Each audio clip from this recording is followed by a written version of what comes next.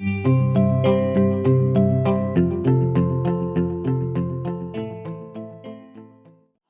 Students, welcome to make it easy.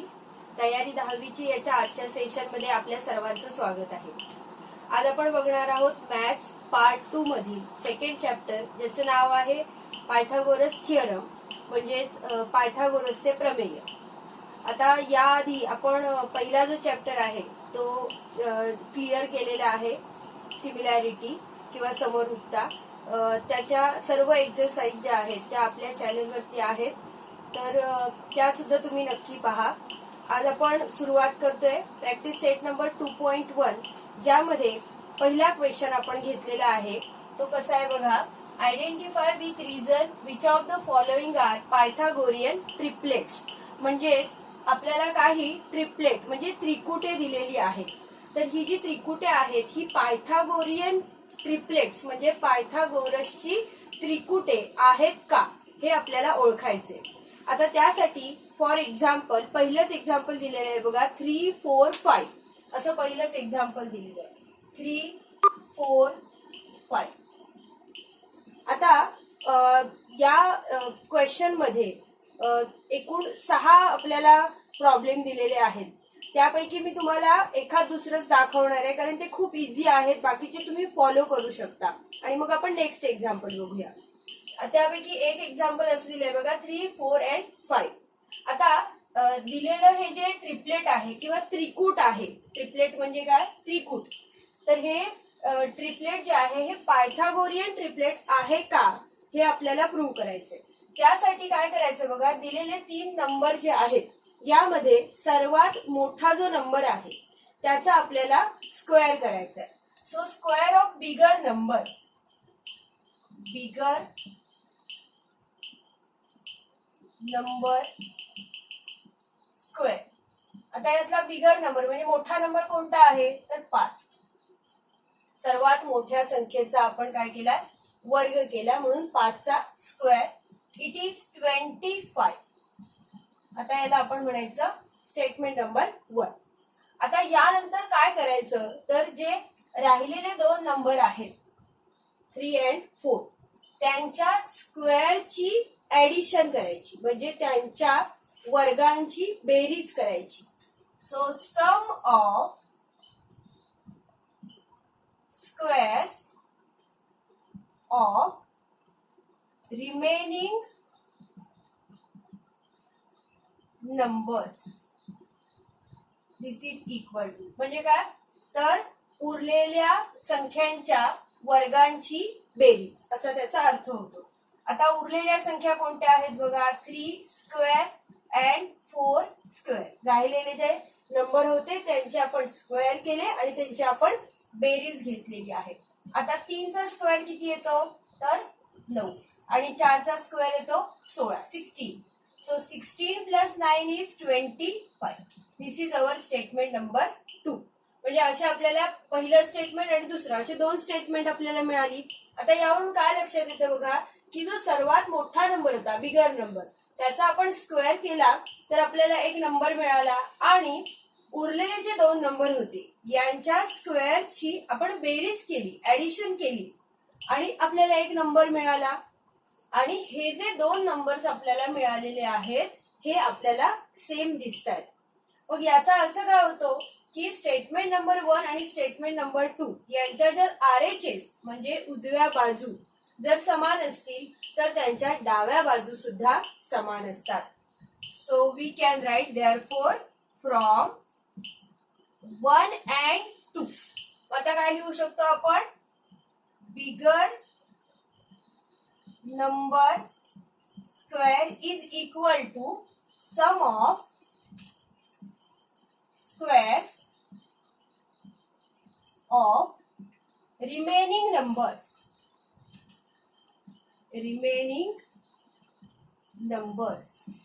मग आता bigger number square, bigger number कोणता होता, 5. 5 square is equal to sum of squares of remaining numbers, जे आपण इथे लिहिले तेच इथे लिहायचे. 3 स्क्वेअर प्लस 4 स्क्वेअर, म्हणजे आपल्याला हे स्टेटमेंट मिळालं. याचा अर्थ असा होतो की दिलेले जे 3 नंबर आहेत त्यातल्या मोठ्या संख्येचा वर्ग हा उरलेल्या दोन संख्यांच्या वर्गांच्या बेरजे एवढा आहे. So therefore we can write 3, 4 and 5 is a Pythagorean triplet. मराठीमध्ये काय लिहायचं की 3, 4, 5 हे पायथागोरसचे त्रिकूट आहे. ठीक आहे. आता आणखी एक आपण असं ट्रिपलेट बघूया. नेक्स्ट एक्झाम्पल बघा, आपण घेतलेलं आहे 24, 70, 74. त्याच क्वेश्चन मधलं एक एक्झाम्पल आपण घेतलेलं आहे.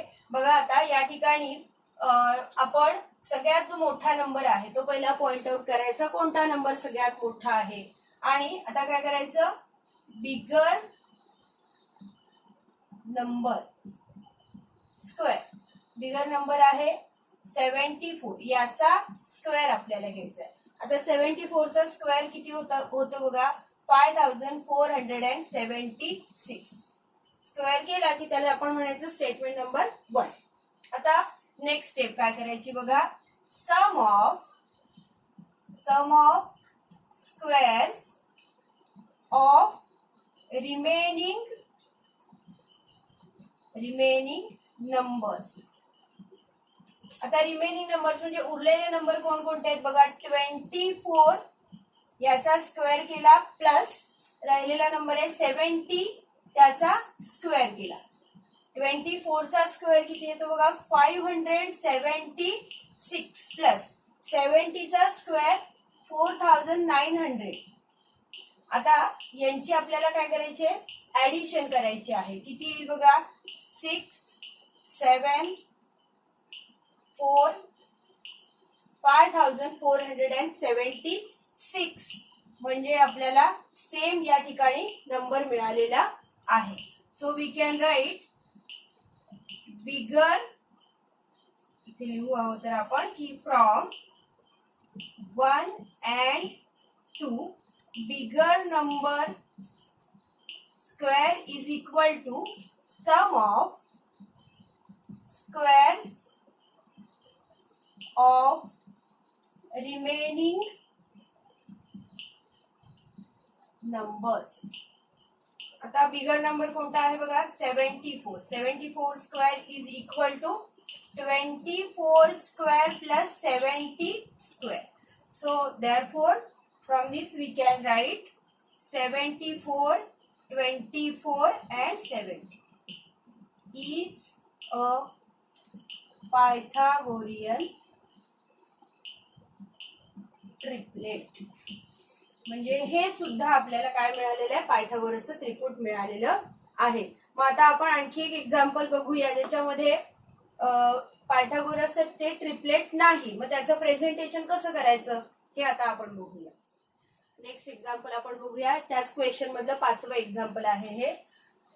10, 24, 27. सेम मेथड आपण इथे अप्लाय करायची आहे. बिगर नंबर स्क्वेअर. आता बिगर नंबर आहे 27, त्याचा आपण स्क्वेअर करणार. 27 चा स्क्वेअर येतो 729. याला आपण म्हणायचं स्टेटमेंट नंबर 1.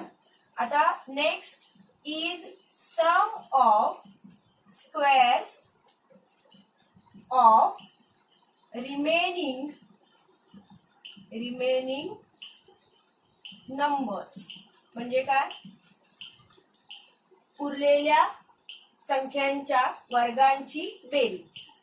आता उरलेल्या संख्या कोणत्या आहेत बघा, 10 स्क्वेअर प्लस 24 स्क्वेअर.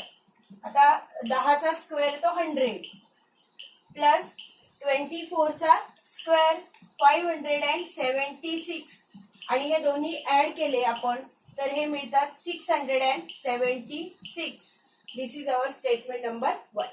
आता आपण स्टेटमेंट नंबर 1 आणि 2 हे जेव्हा आपण कम्पेअर करू त्यावेळेला आपल्याला काय समजतं की इथे असलेला नंबर आणि इथे असलेला नंबर हे जे आहेत हे काय आहेत, वेगवेगळे असलेले दिसतात. म्हणजे ज्या स्टेटमेंटच्या RHS उजव्या बाजू समान नाहीत त्यांच्या डाव्या बाजू देखील समान असणार नाहीत. So from 1 and 2 what we can write? Bigger number square. आता आपण काय लिहिणार? इज नॉट इक्वल टू, म्हणजे हे समान नाहीत, कारण आपल्याला त्यांच्या या साइड्स व्हॅल्यू ज्या आहेत त्या सेम मिळालेल्या नाही. So this is not equal to sum of squares of remaining numbers or remaining sides. Sum of squares of remaining numbers or remaining sides. So therefore we can write square of 27 is not equal to sum of squares of 10 and 24. हा, म्हणजे या दोघांच्या वर्गांची बेरीज ही याच्या वर्गा एवढी नाही. Therefore 27, 10, 24 is not a Pythagorean triplet. ठीक आहे, म्हणजे हे पायथागोरसचे ट्रिपलेट नाही. म्हणजे बघा आपण काय केलं की एक एक्झाम्पल मी तुम्हाला दाखवले ज्यामध्ये दिलेलं ट्रिपलेट जे आहे त्रिकूट हे पायथागोरसचं ट्रिपलेट होतं, आणि आता आपण एक टाईप बघितला ज्याच्यामध्ये ट्रिपलेट नाही. आता उरलेली जी 3 एक्झाम्पल आहेत ती तुम्ही याप्रमाणे सॉल्व्ह करायचा प्रयत्न करा आणि कमेंट बॉक्स मध्ये तुम्हाला ते जमलंय का हे मला नक्की कळवा. आता आपण बघणार आहोत next example. Next example number 2 बघा. Question number 2. या ठिकाणी एक डायग्राम आपल्याला दिलेली आहे आणि त्यामध्ये म्हटलंय angle MNP is equal to 90 degree. Segment NQ is perpendicular to segment MP. MQ is 9. MQ is 9 and QP is 4. And we have to find NQ. आपल्याला NQ शोधायचं आहे. म्हणजे बघा कोन MNP चं माप आपल्याला दिलेलं आहे 90 डिग्री 90 अंश, आणि हा जो रेषाखंड आहे NQ हा MP ला लंब आहे असं दिलेलं आहे, आणि हे दोन आपल्याला इथे जे रेषाखंड आहे त्यांची लांबी दिलेली आहे. आता यावरून हा QN कसा काढायचा बघा. तर डायग्राम तुमच्या लक्षात आली असेल की हा आहे एक राईट अँगल ट्रायंगल काटकोन त्रिकोण आहे, आणि हा जो आहे MP हा हायपोटेनियस म्हणजे कर्ण आहे, या त्रिकोणाचा कर्ण आहे. आता कर्णावरती हायपोटेनियस वरती NQ हा एक लंब टाकलेला आहे, परपेंडिक्युलर काढलेला आहे, त्याची लांबी आपल्याला काढायची आहे. तर अशी फिगर ज्या वेळेला असेल त्यावेळी NQ ला MQ आणि PQ चा भूमिती मध्य म्हणतात, म्हणजे geometric mean. NQ is called as geometric mean of MQ and PQ. मग आपल्याला इथे जॉमेट्रिक मीनचा थिअरम वापरायचा आहे किंवा भूमिती मध्याचं प्रमेय वापरायचं आहे. So in triangle MNP segment NQ is perpendicular to segment MP. Now by geometric mean theorem, or we can write QN is a geometric mean. So by geometric mean theorem. आता हा theorem किंवा हे प्रमेय काय आहे बघा. तर हा जो जॉमेट्रिक मीन किंवा भूमिती मध्य आहे NQ square is equal to, this is equal to जो हायपोटेनियस आहे याचे या QN मुळे 2 पार्ट्स होतात. तर या दोघांचा प्रोडक्ट म्हणजे गुणाकार MQ into PQ, this is equal to MQ into PQ. आता यामध्ये आपल्याला व्हॅल्यू सबस्टिट्यूट करायचे. बघा NQ square is equal to MQ is 9, it is given 9, and PQ is 9 into 4. 9 4s are 36. So NQ square is equal to 36. म्हणजे जर NQ square 36 असेल, 36 असेल, तर NQ ची व्हॅल्यू आपल्याला मिळणार आहे 6. So NQ is 6. अशा प्रकारे आपल्याला NQ शोधता येतं. आता हा झाला जॉमेट्रिक मीन वरचा एक प्रॉब्लेम. नेक्स्ट आपण प्रॉब्लेम बघूया. क्वेश्चन नंबर 3 बघा. Question number 3 is angle QPR is equal to 90 degree. Angle QPR इथे बघा, QPR याचं मेजर आहे 90 degree. Segment PM is perpendicular to QR. PM is perpendicular to QR and Q dash M dash R. याचा अर्थ होतो असा होतो की पॉइंट QMR आर कोलिनियर, म्हणजे ते एकरेषीय आहेत. आणि यामध्ये PM आपल्याला दिलेला आहे, it is 10, QM is 8 and we have to find out this whole QR. आपल्याला QR शोधायचं आहे. आता त्यासाठी हे जे मध्ये MR आहेत, हे डिस्टन्स आपल्याला पहिल्यांदा शोधून घ्यावं लागेल, मगच आपल्याला QR काढता येईल. ठीक आहे. आता त्यासाठी काय करायचं बघा, कोणता थिअरम या ठिकाणी वापरायचा आहे. कारण एकाच टाईपच्या बऱ्याच आपल्याला या चॅप्टरमध्ये डायग्राम बघायला मिळतील आणि मग ती डायग्राम बघितल्यानंतर नेमका कोणता थिअरम यूज करायचा आहे हे पण आपल्याला समजलं पाहिजे. म्हणून काय करायचं बघा, पहिल्यांदा की हा राईट अँगल ट्रायंगल आहे, जसं मगाच्या एक्झाम्पल मध्ये होता तसाच. आणि हा जो आपल्याला परपेंडिक्युलर लंब काढलेला दिसतो, it is on the hypotenuse, म्हणजे कर्णावर काढलेला लंब आहे. मग अशी ज्या वेळेला डायग्राम असेल की राईट अँगल ट्रायंगल मध्ये हायपोटेनियस वर एखादा परपेंडिक्युलर म्हणजे लंब काढलेला असेल, त्यावेळी नेहमी आपण जॉमेट्रिक मीनचा जो थिअरम आहे तोच यूज करायचा, म्हणजे भूमिती मध्याचं प्रमेय यूज करायचं. जसं आपण मगाशी केलं सेम तसंच आपल्याला या ठिकाणी करायचंय. सो इन ट्रायंगल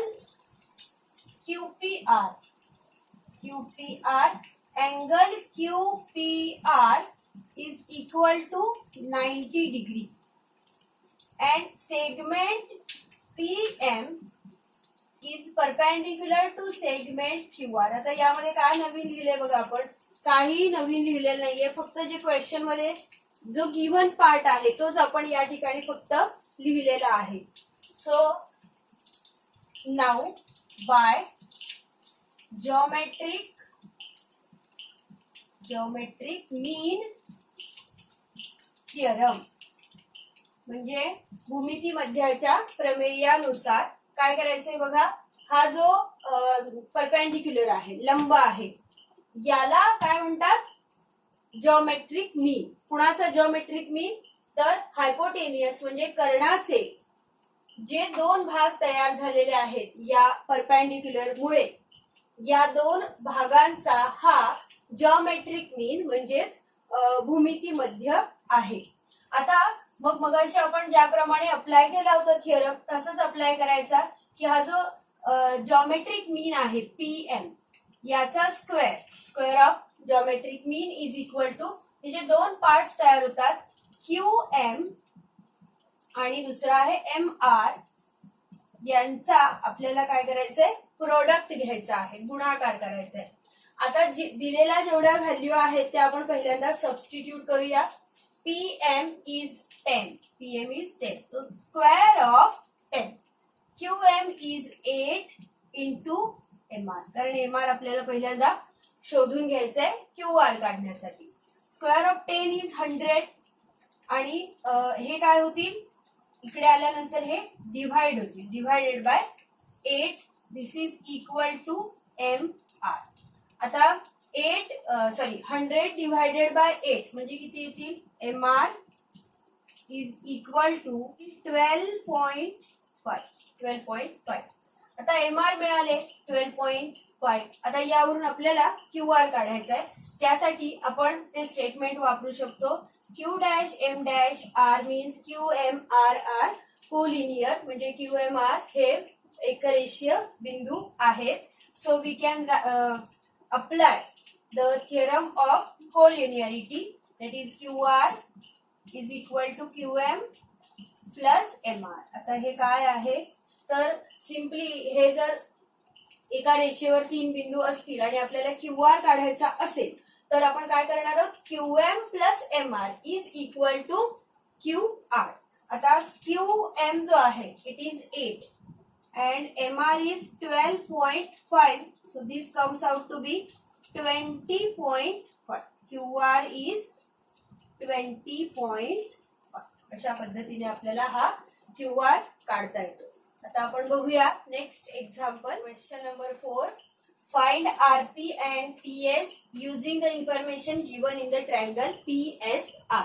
आपल्याला एक ट्रायंगल दिलेला आहे PSR आणि यामध्ये इन्फॉर्मेशन काय काय दिलेली आहे बघा, की या ठिकाणी एक राईट अँगल दिसतोय आणि इथला जो अँगल आहे याचा मेजर आहे 30 डिग्री आणि SR जी एक साइड आहे या ट्रायंगलची ही आहे 6. आता यावरून आपल्याला RP आणि PS काढायचंय. त्यापैकी इथे राईट अँगल असल्यामुळे the side opposite to the right angle is hypotenuse, म्हणजे आपल्याला हायपोटेनियस शोधायचंय प्लस आपल्याला PS म्हणजे ही एक साइड जी आहे ही पण आपल्याला शोधायची आहे. अशा दोन दोन आपल्याला सेगमेंट जे आहेत त्यांच्या लेंथ शोधायचे. आता त्यासाठी काय करायचं बघा, इथे जॉमेट्रिक मीनचा थिअरम यूज करता येत नाही. मग ज्यावेळी डायग्राम मध्ये ट्रायंगल मध्ये राईट अँगल आणि 30 डिग्री किंवा इथला अँगल या दोनपैकी एक अँगल दिलेला असेल त्यावेळी नेहमी 30, 60, 90 डिग्रीचा थिअरम यूज करायचा आहे, हे आपल्या लक्षात आलं पाहिजे.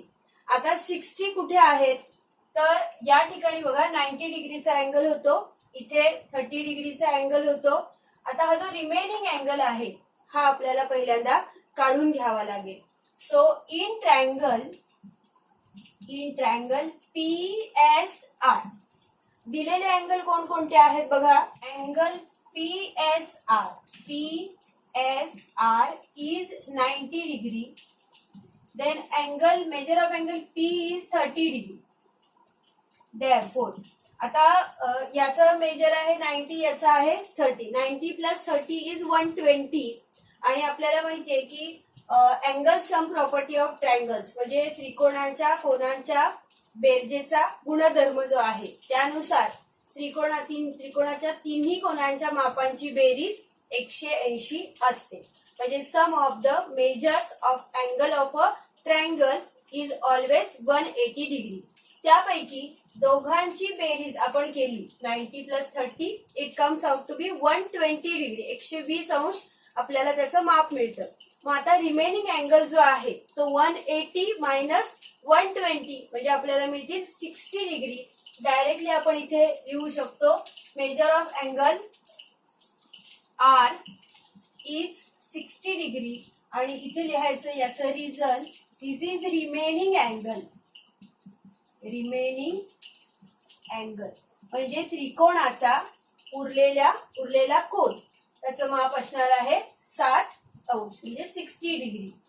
So therefore in triangle PSR आता एकदा का आपल्याला समजलं की या राईट अँगल ट्रायंगल मध्ये जे रिमेनिंग अँगल्स आहेत त्यापैकी एक अँगल 30 डिग्रीचा आणि एक अँगल 60 डिग्रीचा आहे.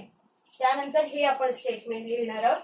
In triangle PSR by 30, 60, 90 degree theorem. आता हा नवीन थिअरम आपण या ठिकाणी अप्लाय करणार आहोत आणि तो कसा अप्लाय करायचा हे मी तुम्हाला सांगणार आहे.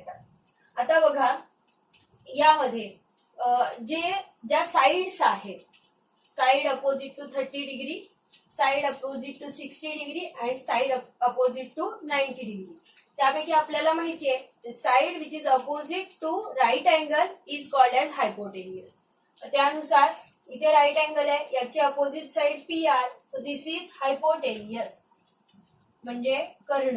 त्याला काय म्हणायचं, कर्ण म्हणायचं.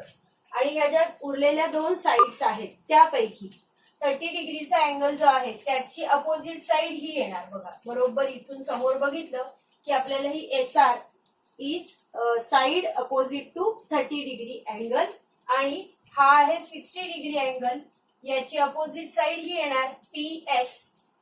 आता या साइड ज्या आहेत त्यांच्या लेंथ मध्ये एक रिलेशन आहे ते रिलेशन म्हणजेच 30, 60, 90 डिग्री थिअरम. आता रिलेशन काय आहे बघा. The side which is opposite to 30 degree angle it is half of the hypotenuse. म्हणजे 30 अंश कोनासमोरील बाजूची लांबी ही कर्णाच्या निमपट असते किंवा निम्मी असते, हाफ असते. आणि राहिली ही कुठली आहे बघा बाजू. This is side opposite to 60 degree angle.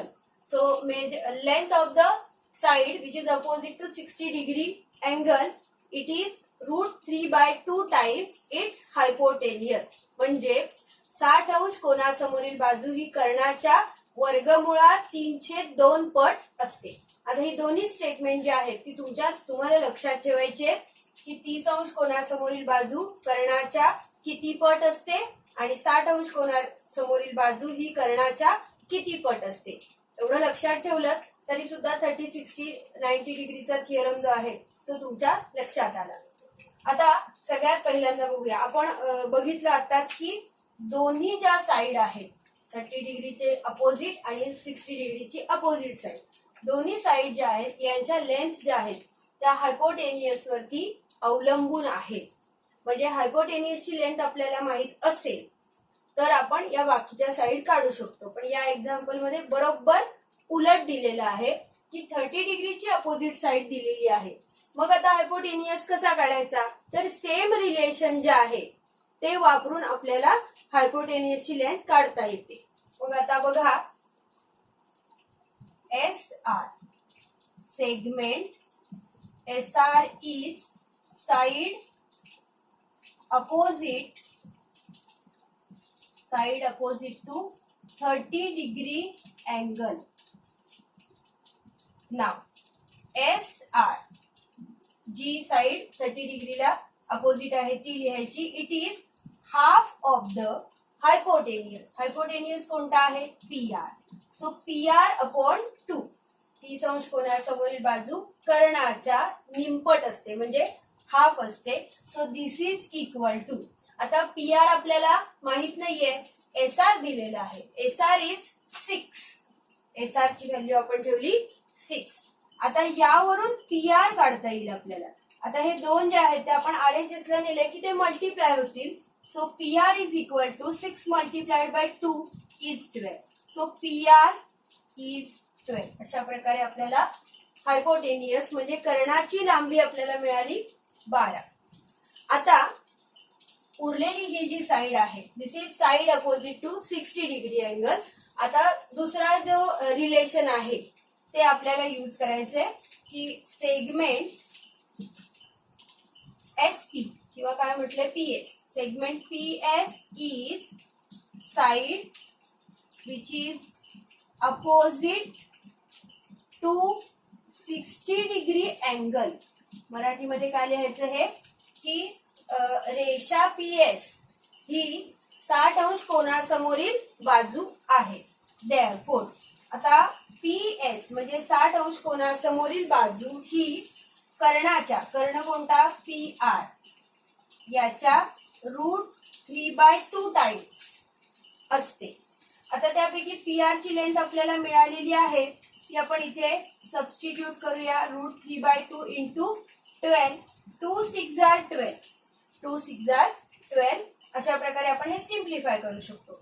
Now PS is equal to. आता इथे काय लिहिलं बघा √3 into 6. So it is 6√3. PS is equal to 6√3. म्हणजे अशा पद्धतीने आपण हा जो 30, 60, 90 डिग्रीचा थिअरम आहे तो ट्रायंगल मध्ये अप्लाय करून उरलेल्या ज्या साइड्स आहेत त्या आपण काढू शकतो. बघा 30, 60, 90 डिग्रीचा जर ट्रायंगल असेल तर त्या ट्रायंगल मध्ये कोणतीही एक साइड दिलेली असेल म्हणजे जरी हायपोटेनियस किंवा 30 डिग्रीची अपोजिट किंवा 60 डिग्री 3 पैकी कोणतीही एक साइड दिलेली असेल तरी उरलेल्या ज्या दोन साइड्स आहेत रिमेनिंग साइड्स त्यांची लेंथ आपल्याला शोधता येते बाय 30, 60, 90 डिग्री थिअरम. थिअरम लक्षात आला नसेल किंवा लक्षात आला जरी असेल तरी सुद्धा कमेंट बॉक्स मध्ये मला नक्की कळवा की तुम्हाला लक्षात आलंय की नाही. नेक्स्ट एक्झाम्पल आपण बघूया. त्यातलं 5th एक्झाम्पल बघा. For finding AB and BC with the help of information given in the figure, complete the following activity.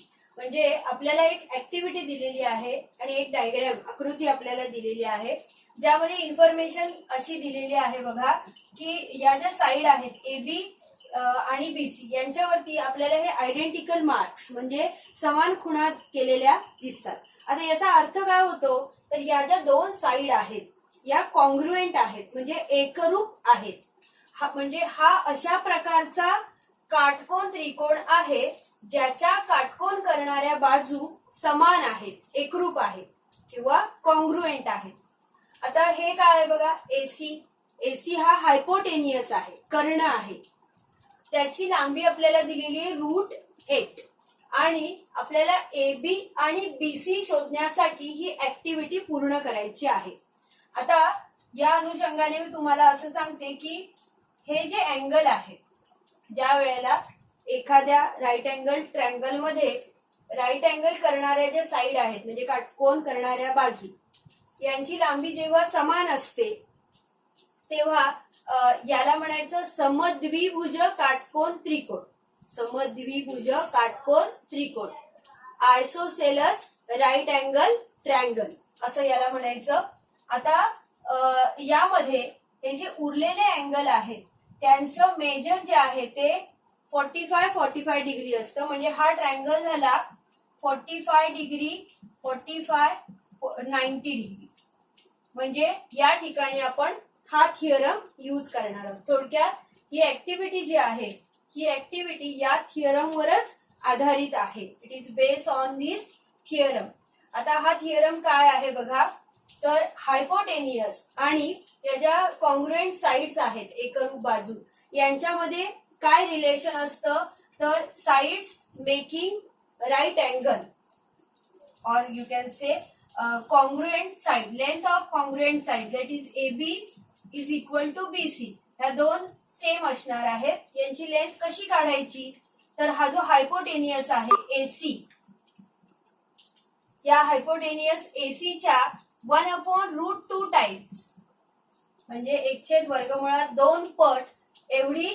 ठीक आहे, आता आपण ही ऍक्टिव्हिटी सॉल्व्ह करूया. बघा, AB is equal to BC. आता हे कशावरून लिहिलेलं आहे आपण, त्याचं रिझन इथे आपल्याला लिहायचंय. तर this is given in the figure आपण ऑब्झर्व केली आणि त्यावरून आपण लिहिलं. नाव angle BAC is equal to, म्हणजे अँगल BAC चं मेजर आपल्याला लिहायचंय, इट इज 90 डिग्री. नाव AB is equal to BC is equal to dash dash into AC. हे बघा, या ठिकाणी जो थिअरम मी सांगितलं तुम्हाला आता त्यानुसार आपली जी ब्लँक स्पेस आहे यामध्ये काय येईल, 1/√2. So length of congruent sides is equal to 1/√2 times its hypotenuse. म्हणजे काटकोन करणाऱ्या बाजूंची लांबी ही कर्णाच्या 1/2 पट एवढी असते. आता या ठिकाणी बघा, ACच्या ऐवजी किती लिहिलेले आहे, √8, कारण ही व्हॅल्यू आपल्याला फिगर मध्ये दिलेली आहे. मग इथे 1/√2 आहे तसेच आपण लिहूया. पुढे काय केलेलं आहे बघा, हे √2 जे आहे त्याचे फॅक्टर्स केलेले आहेत. √2 चे फॅक्टर्स काय होतात, तर √4 इंटू 2, 4 2 8.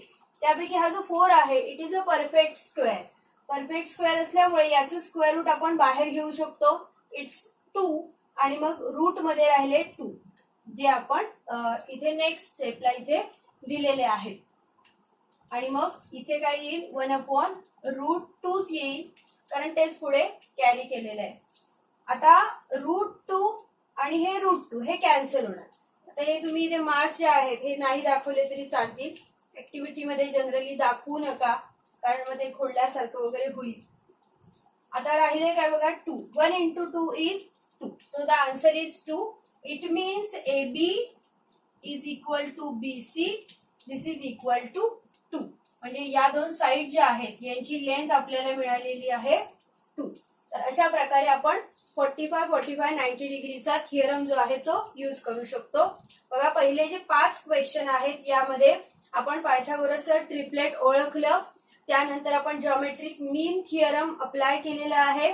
30, 60, 90 डिग्रीचा थिअरम बघितला आणि आता जो बघितला तो 45, 45, 90 डिग्रीचा थिअरम.